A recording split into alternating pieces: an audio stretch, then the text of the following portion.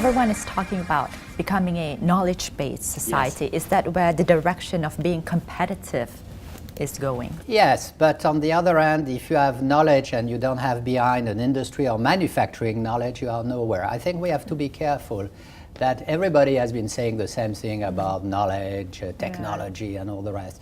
But actually, you have to reinvent also this concept. For example, if I take technology, I believe that a lot of technology has to be applied also to the traditional sectors, like farming.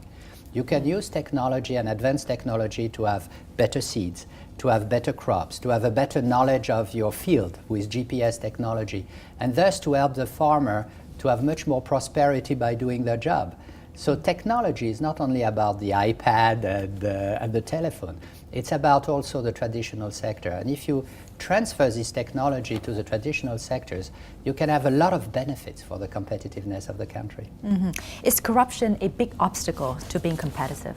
It is indeed, for a very surprising reason, and it is that I know, at least in Europe and the US, this younger generation is very much against corruption, is very ethical. They want to work with the best companies. They want to work with clean companies, with companies which are transparent in their decision making.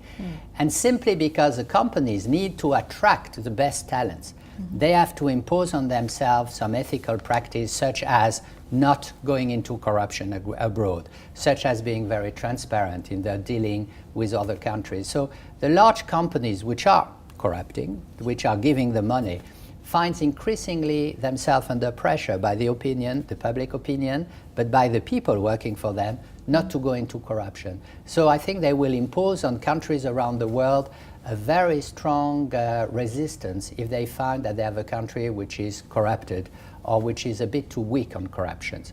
I have the feeling that almost every government in the world is against corruption today.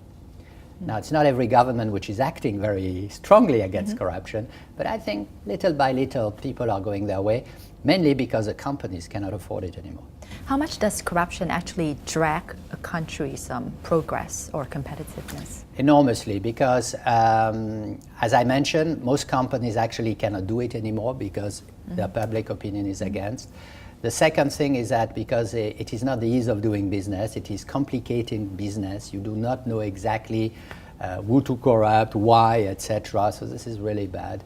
And I have the feeling, frankly, that most countries realize how bad it is to tolerate corruption. So my feeling is that more and more we are going to go into a world where people will realize that corruption and competitiveness do not go together very well. How does the competitiveness of a country translate into the well-being of the population? This is a very important concept. Lee Kuan Yew, the former Prime Minister of Singapore, used to say, if you are competitive, you need to translate competitiveness in tangible proof of success for the people, like better hospital, better roads, better education, better infrastructure. People need to see it. If you just say, I am growing, my GDP is growing, for most of the population doesn't mean anything. It's just a number. It's a number. My debt is low. It's a number. Nobody knows. But if you go outside and you see that the buildings are cleaner, the roads are better, the education system for your children is better, the hospital are better, etc., then you have the proof of success. And I think competitiveness has to be associated to the notion of prosperity and something which has to be tangible for people. Now for the US, it is having a debt problem right now. Yes. So does that mean that the US's competitiveness is decreasing? It's surprising enough because, yes, people are speaking a lot about the competitiveness of the US declining, but we are very much subjected to the news on the government, which has problem with the debt, the news about the financial institution, the banks. But if you look at the enterprise, they are doing very well. Look at some of the biggest success stories we have had recently, like the Facebook, the Twitter, the Google, the Wikipedia, the Amazon, the Microsoft. They were all born in the US. All the big change in the past 10 years were made by American companies. And actually, when you look at the performance of the American companies, it's still very good. Even the automobile industry is making money now. So it's going much better. So I think the US has a problem of government efficiency, no doubt, has a problem of the financial sector, no doubt.